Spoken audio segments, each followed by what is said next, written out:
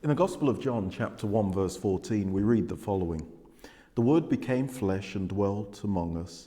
We have seen his glory, the glory of the one and only Son, who came from the Father, full of grace and truth. I'm sure you've been following the news lately, and you've noticed that in the United States of America, they have a new president, Donald Trump. In the run-up to his election, or part of his campaign trail, he used a language and spoke a lot about immigration, or should I say, trying to prevent people coming into his world, into the American world. Whether it be the Mexicans or having been elected and taken on office, he then identified, I think it was 7 countries where people were not allowed into America.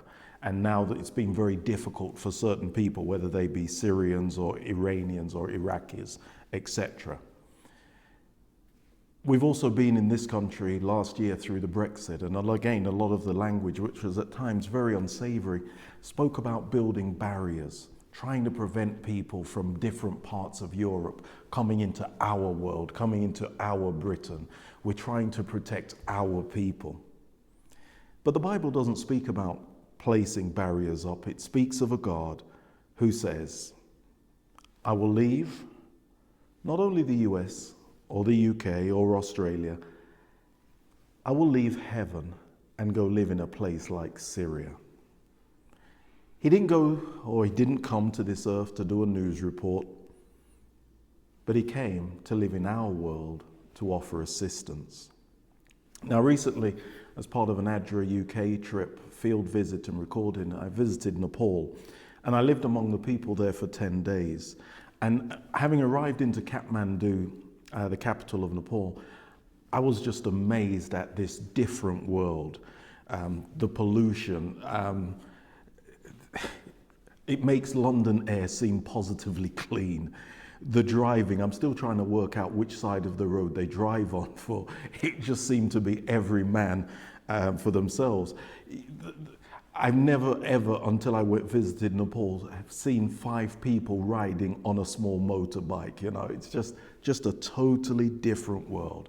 And whilst we're out there, you could see, of course, Nepal and Kathmandu recovering following the earthquake. You could see great wealth, and so you had like 5-star hotels such as the Hilton, and next door to it was a village of thousands of people made homeless, a tent village, I should say, of thousands of people made homeless by the earthquake.